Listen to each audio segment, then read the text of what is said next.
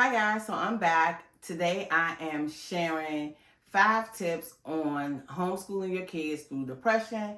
These 5 tips that I plan to share with you are things that I use myself personally, and I have found them to be very, very much helpful to me throughout this process. I am constantly looking for ways to manage better with the depression while homeschooling, being a mom, being a wife, and all those things. So I wanted to just add this in as a tool that can help someone out there that may also be in a position of being a mom, a stay-at-home mom that's also the teacher, the principal, the guidance counselor, and all the things for the family and for the kids. So I would like to share these tips with you. I feel like one of the first tips that I can give you, the first thing I will say is to seek the help, right? So that can be, you can do the seeking the help in many different ways. My first thing I will say is to try to get yourself in therapy, go see a doctor. You can go start with your primary care doctor and explain these things to them. And if you don't know any psychiatrists to go to or those type of doctors, they can refer you to someone so that way you can start, talking about what you got going on and then be referred to a therapist within that office, right? You'll be going to, I know for myself, I was given a form with a lot of different doctors on it. I had to see the psychiatrist first, and then I was able to get paired up with a therapist after I spoke with the psychiatrist, and we kind of went through all of the things right from way back, because a lot of times with depression, it starts way before you even know, right? So we kind of went back into different things from back when you can first remember, like childhood, right? So I would say to seek help. And there's nothing wrong with seeking help. I know the era we grew up in, it was like, oh, we're going to pray, we're going to pray, we're going to pray away. But nowadays, I am saying now that therapy is the way. Get you a therapist so that you can feel better sooner and you can kind of work through the things. The second tip I want to tell you is it is important to give yourself grace. We don't do that enough. I feel like just as a people, as a person, as a mother, and all of the things, you got so many roles that you play. I feel like as a human race, we need to give ourselves more grace, right? You have to give yourself grace because you're beating up on yourself. You like, oh, I ain't doing this, or I ain't doing that. When you are out here as a stay-at-home mom and you are doing all the things at the house and homeschooling your kids, it is very much important for you to give yourself grace. That is an important thing. So that is tip number 2. My third tip would be for you to just be open and honest. Be open and honest with yourself, with your doctors, with your family, meaning the people that you live in the house with, right? Because a lot of times, I know for myself, I was kind of not sure about talking to my kids about what I was dealing with, about the depression. But it came a point where I felt like I had to tell them so that they could know exactly what I had going on. So some of the things and some of our responses, it has nothing to do with them, but we know with kids, they have a way of blaming themselves for things.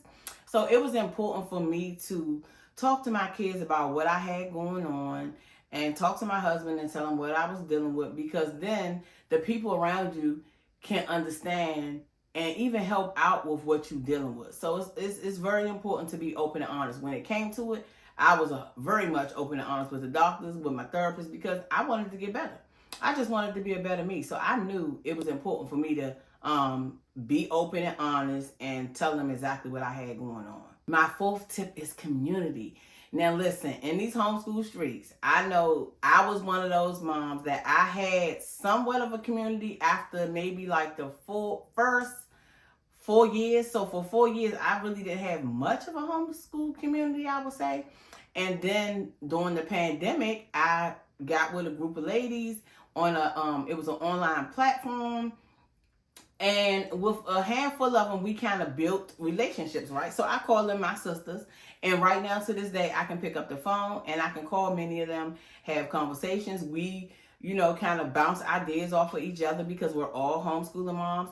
So I feel like with all of the social platforms out there, especially Facebook being one, you really can gain and create a homeschool community for yourself. You know, they have so many homeschool groups on Facebook. I am in several of them. And it's a lot of people and a lot of other parents just like yourself that's giving tips and giving information. So it is very, very much important. I feel like if I would have had a homeschool community earlier on, maybe things would have been a little bit different for me. But now that I do have a homeschool community, I absolutely appreciate the women that I am in conversation with. I even have now a group of moms that's in the neighborhood that I currently live in that also homeschool. So it's good to get you a community out there, because when it comes to homeschooling, you always somewhat kind of questioning, am I doing this right? Am I doing that right? Or you just wanting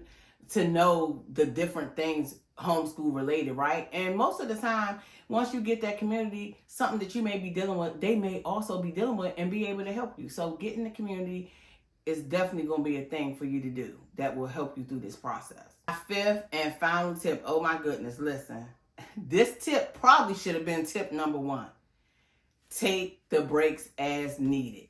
Taking breaks is a must in this homeschool life, okay? For so long, I thought that I had to follow along with the school system county that I was in. I felt like I had to do everything they did. So whenever they took winter break and days off for this and I thought I had to do it, but no, you don't. You do have to follow the rules, of course, and regulations. But when it comes to taking them breaks, you take them breaks as you see fit for you and your family. Because none of our homeschool lives and our homeschool families are going to be cookie cutter. None of them. Everybody homeschool is different, but it is definitely important to take the breaks. I for the first, I know, for 5, I don't know how many years, for so many years, I just followed everything that the school did. I did not take breaks as needed, but now I take breaks as needed. And I literally mean as needed. The second week of November this year, 2024, we took a week off. I was feeling overwhelmed. It was just too much. I was like, let's take a break, and then we'll get our next break for the holiday. So we're on break this week, and our next break will be the winter break. But I tell you right now, that is going to be a game changer for you in your homeschool. Take the breaks. Take the breaks. Like I said, that should have probably been number 1. Take the breaks, because taking those breaks, it just lifts a weight and pressure off of your shoulders, especially if you're battling with depression. You always have something going on. There's something that you're dealing with. So taking the breaks are important. It's important for you. It's important for your family. And it's also important for your children. When they see you doing the things and making sure that you're okay and making sure that they're okay, they'll appreciate you for it. I just want to say that with those 5 tips that I gave, it's important and it's detrimental for you and your health to do what you got to do. Because when you're dealing with depression, it's always up and down, up and down. And just as I would say a bonus, self-care, creating a self-care routine is also going to be a plus for you. Taking time for yourself where it's not the kids and it's just you, whether you're getting up earlier in the morning to take time for yourself or you're doing it in the evening where the kids, like for me, I go take my baths. And usually I like my bath time, I turn the lights off, I light candles, I turn on music, and I close the door. Now they may interrupt, but you have to even with me, got to get stern about, listen, when I'm in here in my bath, this is my time. Don't come in here. Don't bother me. Talk to me after I'm done my bath, because this is a time for myself. This is self-care. My self-care routine may look different from yours. Maybe for you, for self-care, maybe you go out to the spa. Maybe you like to sit and get snugly under a blanket and read a book. I don't know. Maybe you want to binge watch a TV show. Whatever that is, doing a self-care routine for yourself while battling with mental health is a plus. It's rewarding, and you will feel good about it once you've done it. I appreciate you guys for watching. I would love to continue this conversation in the comments. Don't forget to like and subscribe, and I will see you guys on the next video. Thanks for watching.